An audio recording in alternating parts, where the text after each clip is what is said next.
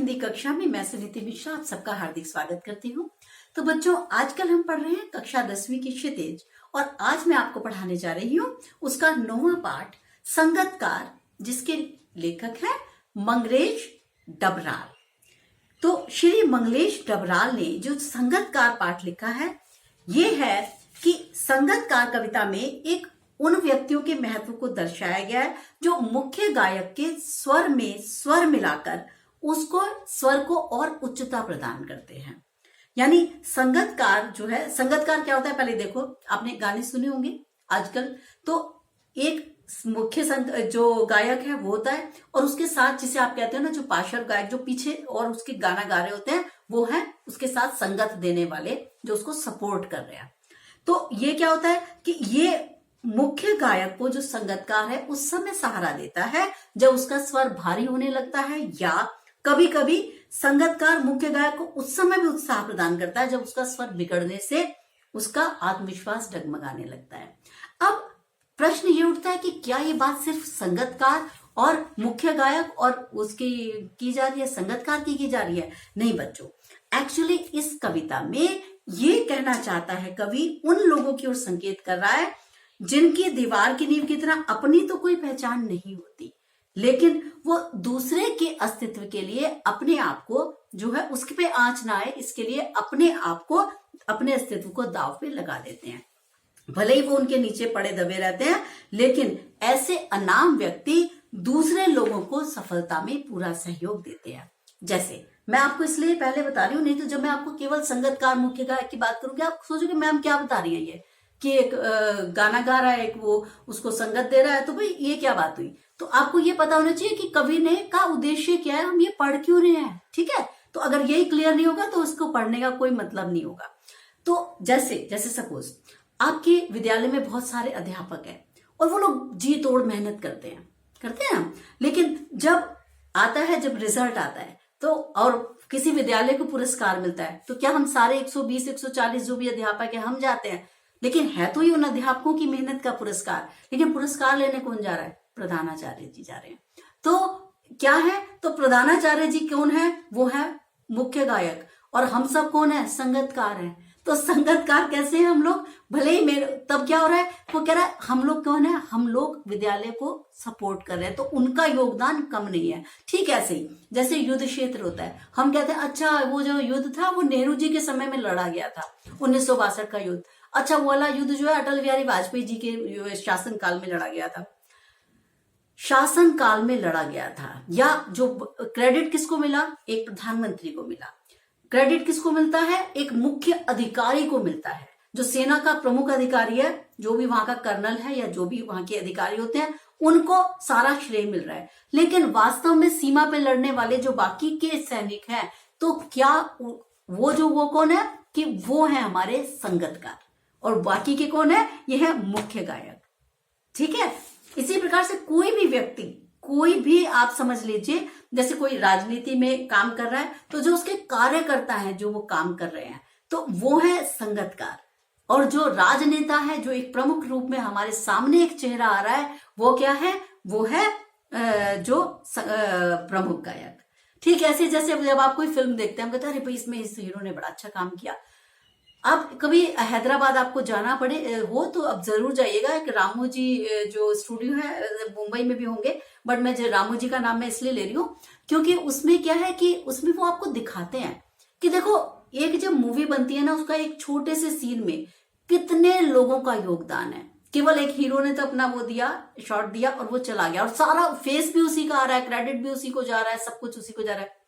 उसके पीछे जो कैमरामैन है, जो साउंड है, जो मिक्सिंग कर रहे हैं, म्यूजिक को मिक्स कर रहे हैं, प्लस जो उसको सारा सीन को मिक्स कर रहे हैं, ठीक है, वो सारे लोग उसमें उनका कितना भारी योगदान रहता है। मतलब एक सीन के बाद कम से कम कुछ नहीं है तो उसमें 100 लोग इन्वॉल्व रहते हैं। तो उनका, जिनका हम नाम भी नहीं जानते, शायद जान ही नहीं पाएंगे, जान सकते ही नहीं, तो उनका भी तो योगदान है ना। तो जो केवल फेस हम देख रहे हैं खाली वही तो नहीं है, लेकिन हम लोग क्या करते हैं कि हम लोग, वो तो कवि ये बताना चाहता है कि उनके योगदान को भी आप समझें, उनके योगदान को आप नकारे नहीं। अब पढ़ेंगे कविता, अब आपको अच्छा लगेगा।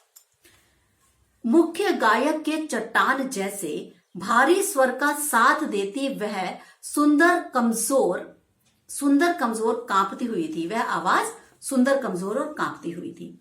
अगर कि एक मुख्य गायक जो है वो उसके स्वर में स्वर मिलाने वाला वो जो संगतकार है, ये उसके महत्व को दर्शाते हुए कह रहा है कि जब मुख्य गायक अपने चट्टान जैसे भारी स्वर से गा रहा था तो संगतकार उसको सहारा देकर संभाले हुए था।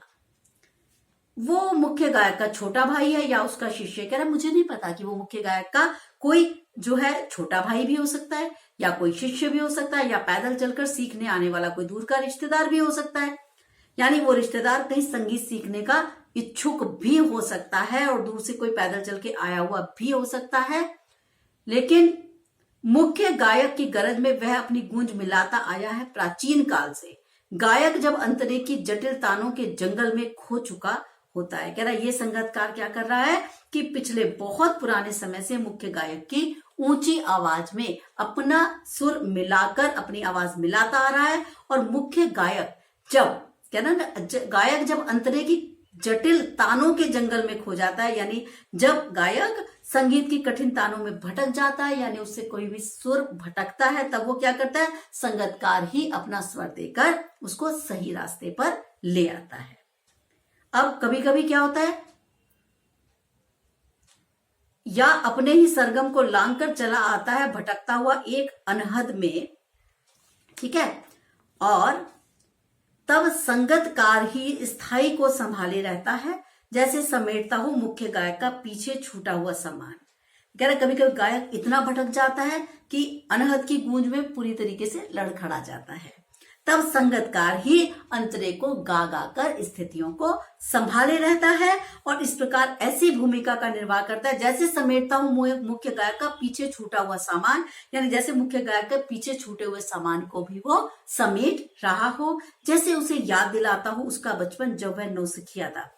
और कभी कभी मुख्य गायक को यह भी एहसास कराने की कोशिश करता है कि ये ऐसा तब भी हुआ करता था जब वो नौसिखिया था। कभी कभी क्या होता है बच्चों कि जब हम पूरे परफेक्ट हो जाते हैं, यानी हम अपने आप को ये समझने लगते हैं कि अब हम पूरी तरीके से इस काम में निपुण हो गए हैं, तब भी हमसे गलतियां होने लगती हैं और शायद तब ज्यादा होने लगती हैं क्योंकि पहले तो हम अलर्ट होते हैं।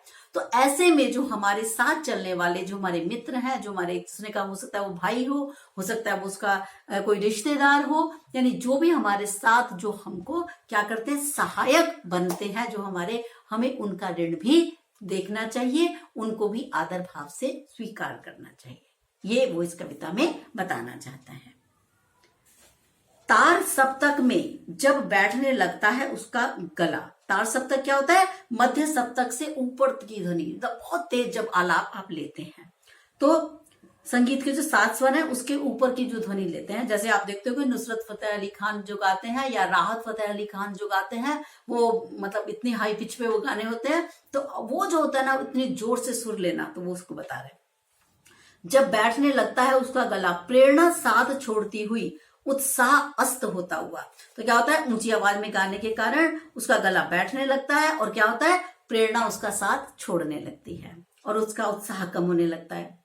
तब क्या होता है, आवाज से राख जैसा कुछ गिरता हुआ, तभी मुख्य गायक को ढांढस बंधाता कहीं से चला आता है संगतकार का स्वर। और जब उसको आभास होने लगता है मुख्य गायक को कि आज मेरी जो आवाज है वो साथ नहीं दे रही और निराश गायक पर अपना प्रभाव दिखाने लगती है, तब क्या होता है संगतकार ही है जो उसको सांत्वना देकर प्रोत्साहित करता है और कभी कभी वह यूं ही दे देता है उसका साथ, ये बताने के लिए कि वो अकेला नहीं है। कह रहा कभी कभी ऐसा भी नहीं होता कि वो हमेशा किसी कारण से साथ दे, कभी कभी वो सिर्फ उसको ये बताने के लिए, उसको मजबूती प्रदान करने के लिए, ये बताने के लिए कि मैं साथ में हूं तुम्हारे, घबराना मत, तुम्हारे आत्मविश्वास को द्विगुणित करने के लिए भी उसका साथ देने लगता है, ये बताने के लिए कि वो अकेला ना समझे खुद को, हम उसके साथ हैं।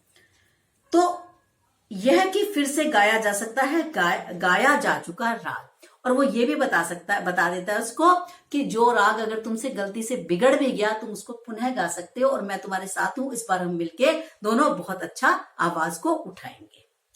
फिर और उसकी आवाज में जो एक हिचक साफ सुनाई देती है या अपने स्वर को ऊंचा न उठाने की जो कोशिश है, उसे विफलता नहीं, उसे की मनुष्यता समझा जाना चाहिए। और कह रहा कभी कभी संगतकार क्या करता है, इतना संकोच जरूर दिखाता है कि वो मुख्य आवाज से मुख्य गायक की आवाज से ऊंची अपनी आवाज नहीं करता। ये मत सोचना कि वो कभी उससे ऊंचा गा नहीं सकता।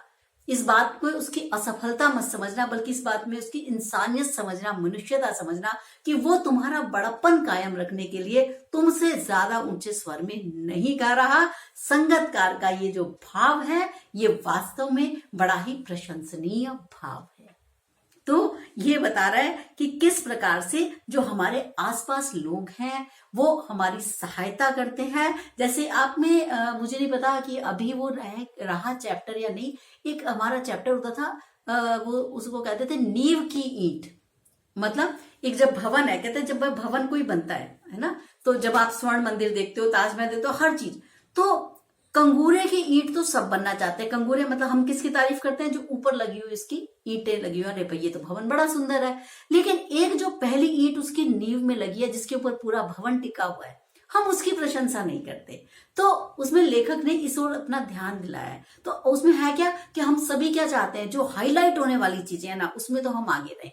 आप देखते हो एनुअल डे होता है आपके स्कूल में, या कोई ऐसा बच्चा जो कक्षा में बहुत बोलता है और अध्यापक उसको बहुत प्यार भी करने लगते हैं। कई बार ऐसा भी होता है कि कुछ अध्यापक उन बच्चों पे बड़ा ध्यान देते हैं जो बहुत आगे पीछे घूमते हैं, मटर मतलब बहुत ही चापलूसी भी करते हैं आपके शब्दों में, उनको वो प्यार भी करने लगते हैं और कभी कभी ध्यान भी देने लगते हैं उनकी तरफ। और कुछ बच्चे ऐसे होते हैं जो शांत रहते हैं, बेचारे कुछ नहीं कह पाते, लेकिन वो आदर करते हैं दिल से। तो वो बता रहा है कि इस तरीके के लोग क्यों? क्योंकि हर आदमी लाइमलाइट में रहना चाहता है, सामने दिखना चाहता है। तो कहता है इस तरीके के ही बच्चों को इज्जत की जाए, या उनकी भी की जाए जो बेचारे शांत रहते हैं। तो आपके ओपिनियन में क्या होगा? आपको नहीं नहीं भाई, वो भी तो सहायक है, वो भी तो एक तरीके से कक्षा को तो वो पूरा कर ही रहे हैं, पूर्ण बना रहे हैं वो। तो जरूरी नहीं है कि केवल जो मुख्य लोग हैं वे ही, अगर सहायक लोग नहीं होंगे तो भी काम बनना मुश्किल हो जाएगा। तो यही चीज है, यही फर्क है इसमें कि जो हमारा ये गायन के माध्यम से इसने हमें बताया है कि किस प्रकार से जो है हमारा जो संगतकार है उसका भी एक अस्तित्व रहता है। तो बच्चों ये थी हमारी कविता आज की, जो है संगतकार, जिसके लेखक थे मंगलेश डबराल। तो आशा करती हूँ कि आपको ये कविता समझ में आई होगी। फिर भी अगर कोई कंफ्यूजन हो आप मेरे को कमेंट बॉक्स में लिख सकते हैं। और इसके साथ ही हमारा कम से कम पद्य भाग ये समाप्त होता है। अब हम आपको मिलेंगे गद्य भाग के साथ, तब तक के लिए मुझे आज्ञा दीजिए। नमस्कार।